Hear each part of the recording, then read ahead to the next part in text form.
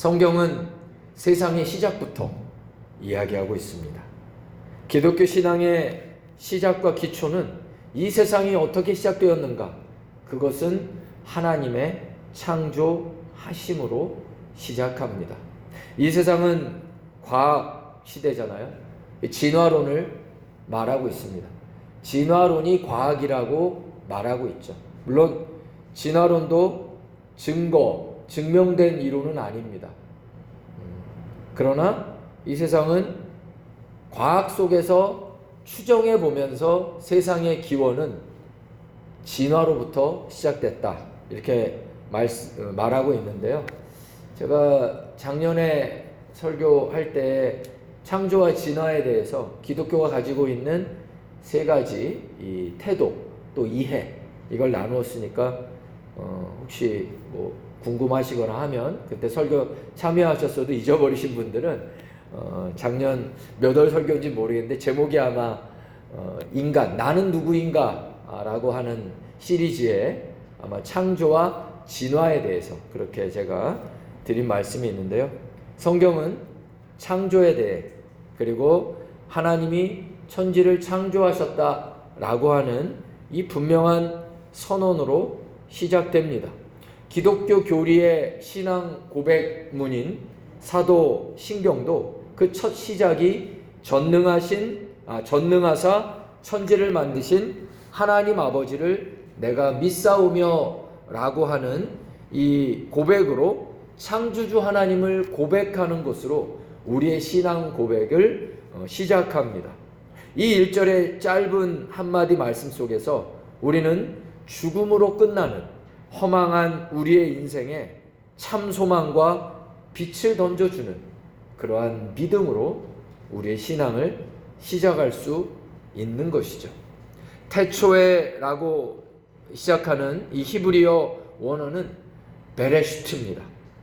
영어로는 in the beginning, 정확한 우리말 번역은 시초에라고 할 수 있습니다. 태초에라고 하는 이 말이 신약성경 요한복음 1장의 1절에 다시 한번 반복되어 있죠. 여기에는 태초에 말씀이 계시니라 이렇게 쓰여져 있는데요. 신약 성경이 쓰여진 이 헬라어의 태초에는 엔 아르케, 원문이 그렇게 되어 있습니다. 이것은 영원 속에 라는 뜻입니다. 다시 말해 하나님은 태초에 천지만물을 창조하셨다라고 하는 이 뜻은, 이 태초라고 하는 것은 시간 이전에, 시간이 흐르지 않는 영원 속에서 시간을 창조하셨다, 시간을 흐르게 하셨다, 바로 이 말씀입니다. 그래서 하나님은 시간 속에 갇혀 계시지 않습니다. 인생의 고난은 시간과 공간 속에 제한되어져 갇혀 있기 때문이죠. 창세기 1장 1절의 이 말씀의 선언은 시 공간을 초월하시는 전능자 하나님부터 선포합니다. 시공을 초월하신다는 것. 오늘 우리가 드리는 이 예배가 무엇입니까? 여러분은 예배가 무엇이라고 생각하십니까? 예배는 시공간에 갇혀져 있는 우리가 시공을 초월하시는 영원 속에 계신 그 절대자 하나님을 만나는 영원의 공간입니다. 교회 예배당이라고 하는 제한된 공간이죠. 예배당은 제한된 공간이에요. 딱 요만큼입니다. 그러나 이 제한된 공간 속에서 드리는 예배는 하나님의 임재 안에서 시공을 초월하는 하늘의 기적과 은혜의 공간이 되어지는 것입니다. 예배는 내가 시간 나면 드리고 아니면 접어버리는 그런 일이 아니라는 것이죠. 예배는 아무것도 아닌 것이 아닙니다.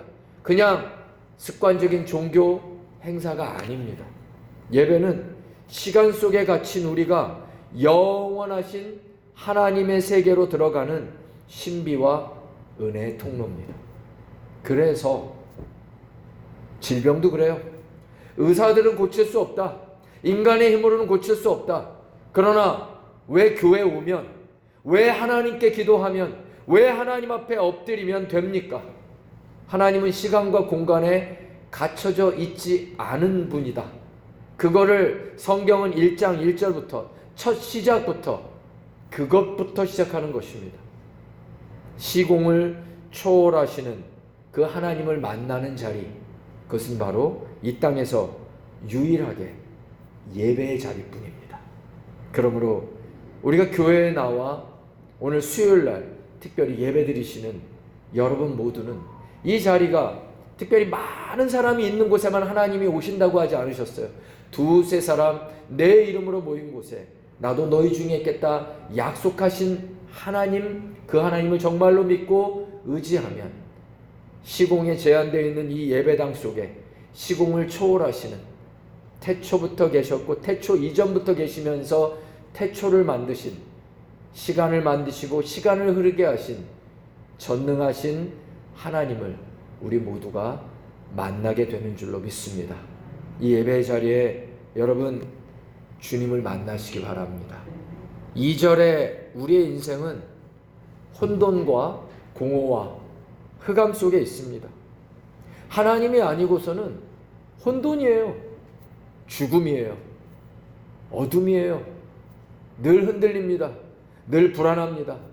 엄청 즐거운 것 같고 좋은 일이 있는 것 같은데 마음 한구석에는 너무 즐거울수록, 너무 좋은 일이 있을수록 우리는 또 불안하지 않습니까?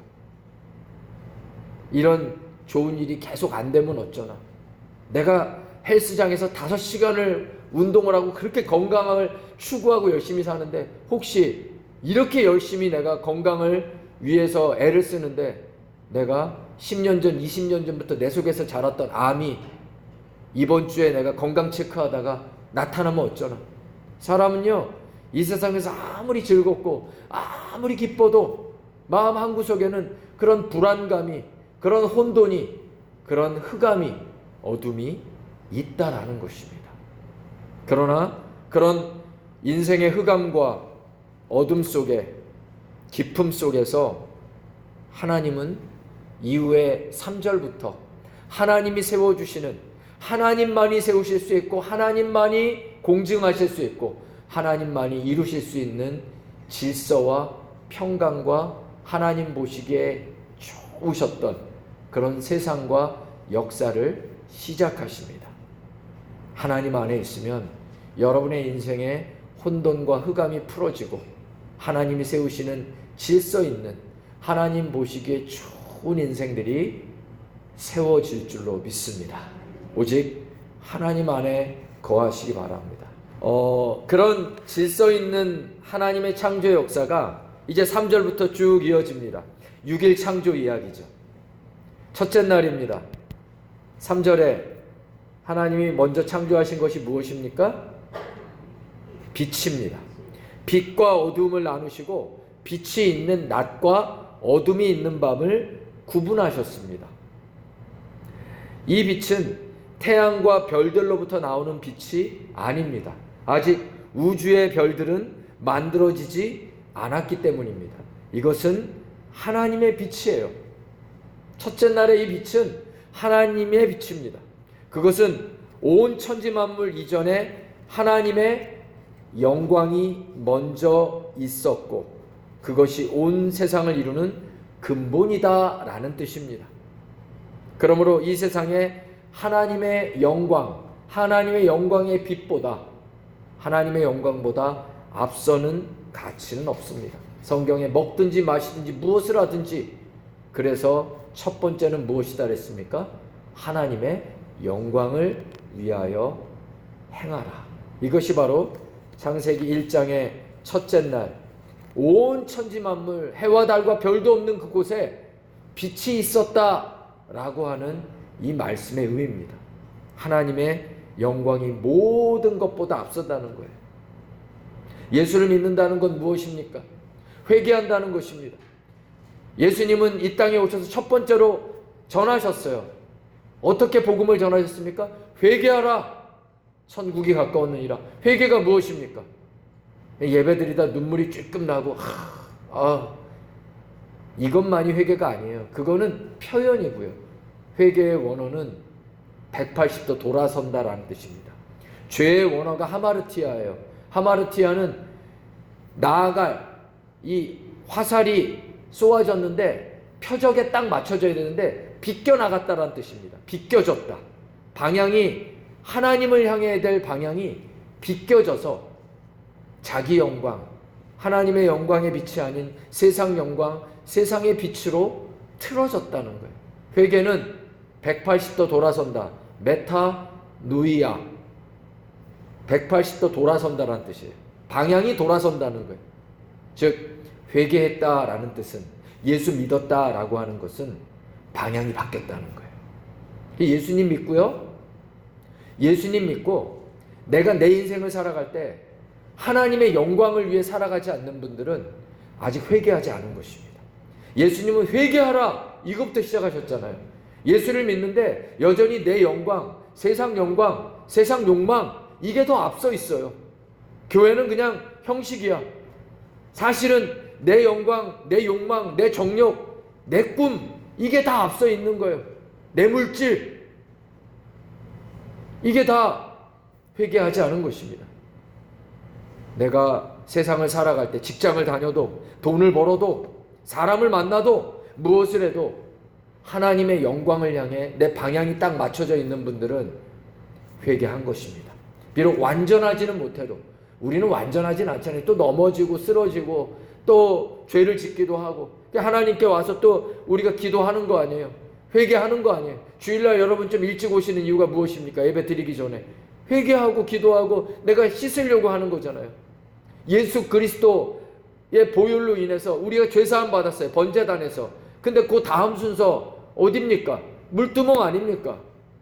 우리가 성막에 들어가면 첫 번째가 번제단, 예수 그리스도의 보혈의 피로 그 번제단에서 우리가 다 태워진 거예요. 죄가 예수의 보혈로. 그러나 물두멍에 가서 또 손을 씻어야 돼요. 세상 살다가 또 죄를 짓고 때가 묻으면 다 목욕, 번제단에 또 들어갈 수는 없지만 씻으면 되는 거예요. 손을. 그 회개하는 겁니다. 또 하나님 내 방향이 틀어졌습니다. 하나님께로 돌아서지 못했습니다. 여러분, 여러분의 인생의 목적과 방향이 하나님의 영광을 향하시기를 주름 축원드립니다. 창세기 1장의 이 영광의 빛은 구체적으로는 태초부터 계셨던 말씀이신 예수 그리스도의 빛입니다. 창세기 1장에서 하나님이 온 세상을 창조하신 말씀의 빛은 예수 그리스도 그분이셨어요. 고린도후서 4장 6절 한번 찾아보실래요?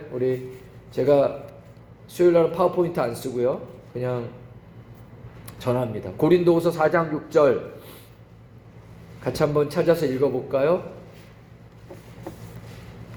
고린도후서 4장 6절 읽습니다. 시작. 어두운데 빛이 비치라 말씀하셨던 그 하나님께서 예수 그리스도의 얼굴에 있는 하나님의 영광을 아는 빛을 우리 마음에 비추셨느니라. 아멘. 우리는 예수 그리스도를 통해 하나님의 영광의 빛을 만나는 것입니다.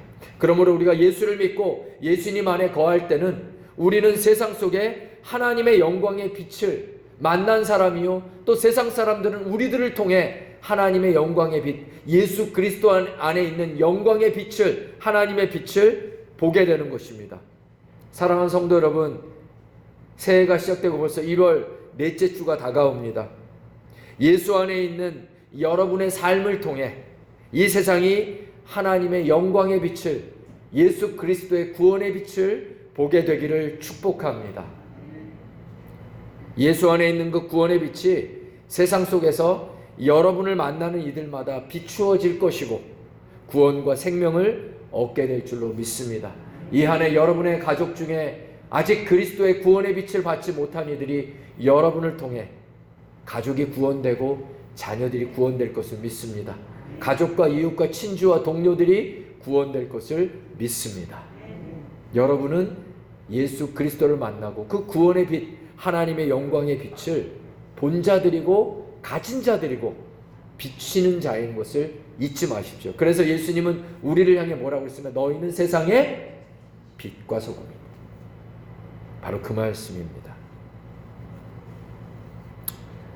둘째 날에는 무엇을 만드셨습니까? 6절에 보니까 예. 궁창 6절 7절에 보니 하나님께서 궁창 스카이 하늘을 만드셨어요. 그리고 그 하늘 위의 물과 하늘 아래의 물로 나누셨습니다. 예전에는 하늘 위에 물이 있었고 하늘 아래에 물이 있었다는 거예요. 셋째 날에는 무엇을 만드셨습니까? 9절부터 하나님께서 땅과 바다를 만드셨죠. 땅과 바다를 하나님께서 만드셨어요. 넷째 날은요. 넷째 날은 첫째 날 만드신 우주 천지 만물에 비추게 하신 그 빛으로 여기 14절에 보면 무엇을 만드십니까? 네, 해와 달과 별을 만드셨다는 거예요. 궁창에 있는 광명이 있게 하시고 주야를 나누고 사시와 일자를 연한을 다 나누셨다라는 것입니다. 낮과 밤으로 시간을 나누고 바뀌어지게 해서 계절과 날과 해가 바뀌게 하셨다 이렇게 말합니다. 다섯째 날에는요. 둘째 날 만드신 하늘 위에 새가 날게 하시고 물속에 생물들을 만드셨죠. 여섯째 날은 어떻습니까? 여섯째 날은 하나님께서 24절 보면은 셋째 날 만드신 땅 위에 생물들을 만드시고 마지막으로 사람을 창조하시는 내용이 기록됩니다. 그러니까 그냥 간단하게 첫째, 둘째, 셋째는 전체적인 틀입니다. 넷째, 다섯째, 여섯째는 첫째 날, 둘째 날, 셋째 날 만드신 그 틀 안에 그 프레임 안에 컨텐츠, 내용을 이렇게 하나님께서 만드신 거예요. 그러니까 하나님 되게 질서 있게 일하지 않으십니까? 신앙생활하면서 신앙생활이 막무가내가 아닙니다. 신앙생활이 막 적당하게 어느 날 되겠지가 아니에요. 신앙생활도 질서가 있고 커리큘럼이 있어요. 교회 안에서 교육하잖아요. 교회 안에서 말씀 공부하고 교회 안에서 기도 훈련하고 전도 훈련하고 전도도 그냥 되는 게 아닙니다. 자꾸 훈련하고 세팅하고 질서 있게 진행하다 보면 실력자가 되는 거예요. 하루아침에 전도가 되는 게 아니에요. 하루아침에 말씀의 실력자가 되는 게 아니에요. 성경 공부하고 익히고 말씀 또 듣고 적용하고 하루아침에 기도의 달인 되는 거 아닙니다. 하루아침에 하루에 1시간씩 기도할 수 있는 사람 되는 거 아니에요. 오랜 시간 훈련하고 목회에서도 마찬가지예요. 저는 신학교 때 제일 힘들었던 게 기숙사 들어갔거든요. 기숙사에도 맨날 새벽 기도가 있는 거예요. 밤에 12시에 들어가건 1시에 들어가건 친구들하고 어울리다가 뭐 일하다가 또 들어갈 수도 있잖아요. 그러면 새벽 5시면 꼭 일어나서 신학교 1학년 때 기숙사에서 새벽 기도를 해야 되고 또 우리 신학교 때는 3시간씩 기도해야 되거든요. 얼마나 힘든지 내가 왜 신학교를 왔을까? 왜 고3 때 내가 은혜를 받아갖고 신학을 한다고 아버지가 그렇게 반대할 때 가지 말걸 신학을 1학년 때 엄청 후회했습니다. 근데 그 3시간씩 1학년 2학년 때 군대 가기 전까지 새벽에 기도하고 기둥 잡고 기도하고 주여 주여 하고 기도했던 그것으로요 하나님께서 저를 먹고 살게 하시는 거예요. 이후에 좀 잘못도 하고 부족한 일도 있었는데 한번 기도해 놓은 것은요 하나님께서 은혜를 주시는 거예요. 중고등부 맡으면 중고등부가 잘 되게 하시고 청년부 맡으면 청년이 저는 제가 잘나서 잘하는 줄 알았어요. 근데 하나님은요 기도를 쌓아놓은 사람을 반드시 그것을 가지고 먹고 살게 하시더라고요. 성도 여러분 돈 벌고 애쓰고 세상에서 열심히 사십시오. 그러나 그것만으로는 먹고 살 수 없다라는 걸 여러분도 아실 거예요. 세상이 갑자기 흐름이 바뀌면 경기가 바뀌면 뭐 상황이 바뀌면 겨우 집을 이렇게 사놓고 그랬는데 어떨 때 경기가 막 이상해지면은 겨우 부동산 겨우 주식 뭐 이거 저거 다 했는데 갑자기 한순간에 막 날아가기도 하잖아요. 우리가 벌고 애쓰는 것은요 다 한계가 있습니다. 그냥 하나님께 맡겨야 돼요. 하나님께 맡기고 모든 것을 이루시는 하나님께 온전히 의지하면 하나님께서 우리의 삶 속에 필요한 부분들을 다 채워주신다. 이 믿음으로 우리가 살아가야 한다는 것이 오늘 이 말씀입니다. 시고요. 창세기를 보면은 창조의 이 창조라고 하는 단어들이 나오는데 성경에 창조라는 단어가 4단어가 나옵니다. 특별히 1장에는 2단어가 나옵니다. 우리가 다음 주 2장 할 때 나머지 2단어를 배우고요. 오늘 1장에서 1절을 보시면 태초에 하나님이 천지를 창조하셨다. 그 창조 1장에다가 빨간 펜이나 어떤 펜으로 창조에 동그라미 치시고 봐라 이렇게 쓰세요. 봐라. 봐라. 이 봐라라고 하는 단어는 무에서 유를 창조한다는 뜻입니다. 우리말로는 다 창조인데 하나님이 이 성경 속에 창조라는 단어에 히브리어 원어가 다르게 써놓으셨어요. 이 무에서 유를 창조한다라고 하는 것은 하나님만이 주어일 때 쓸 수 있는 동사입니다. 그 다음에 16절 하나님이 두 큰 광명을 만드사, 이제 해달별을 만드신 내용이잖아요. 여기 만드사에다 동그라미 치시고 아사 이렇게 쓰세요. 쓸 때는 아사라고 쓰고 읽을 때는 아싸입니다. 아싸. 아사인데요. 이것은 유에서 이미 있는 재료를 가지고 새로운 것을 만드는 것을 말합니다.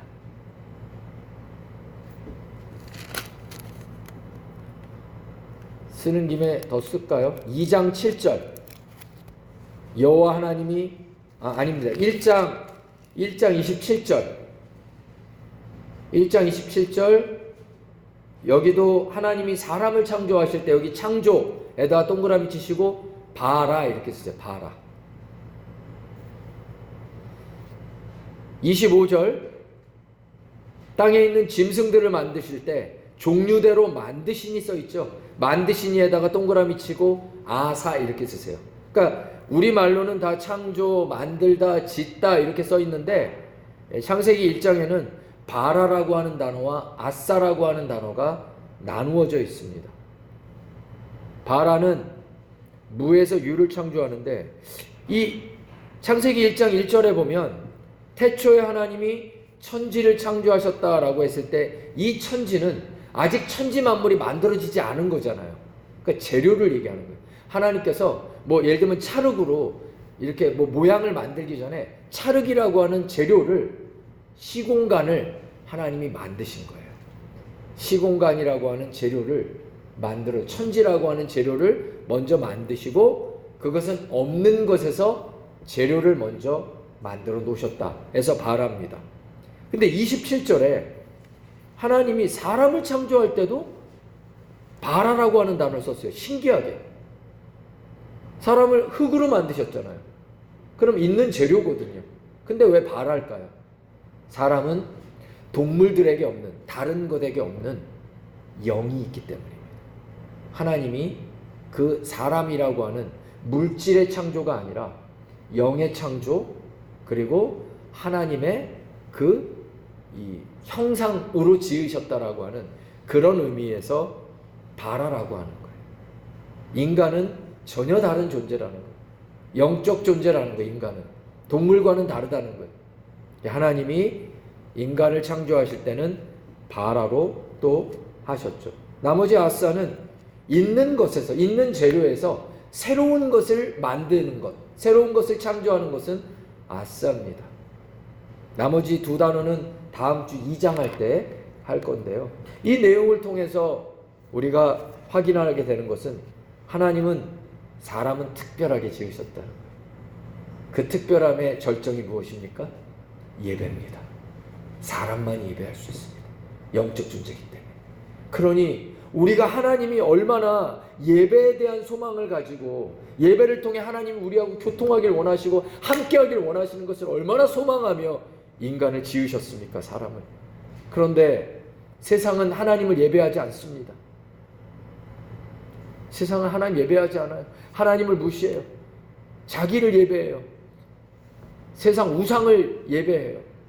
근데 문제는 하나님을 믿는 성도들도 하나님을 진정으로 예배하지 않는 분들이 너무 많다는 거예요. 여러분은 어떻습니까? 하나님께 나와 이 예배를 준비하십니까? 우리 하나님 만나러 우리 하나님께 나와 내가 엎드려 그분을 경배하고자 하는 그 마음들을 최소한 주일 예배를 위해서 토요일 저녁부터는 여러분의 몸과 마음을 경건하게 지난 한 주간의 삶을 돌아보면서 내가 왜 이렇게 살았지? 하나님이 우리를 지으실 때 목적이 예배인데 예배하기 위해서 내가 하나님 앞에 내일 주일 예배하러 가야 되는데 여러분 준비하십니까? 예배를 준비하고 예배 속에 서십니까? 하나님의 형상으로 우리를 만드셨다는 것은 하나님과 사람만이 하나님과 교통할 수 있고 하나님과 관계할 수 있고 하나님을 예배할 수 있는 존재입니다. 그러므로 하나님은 예배하지 않는 세상 백성들은 그것이 죄예요. 그렇기 때문에 심판하십니다.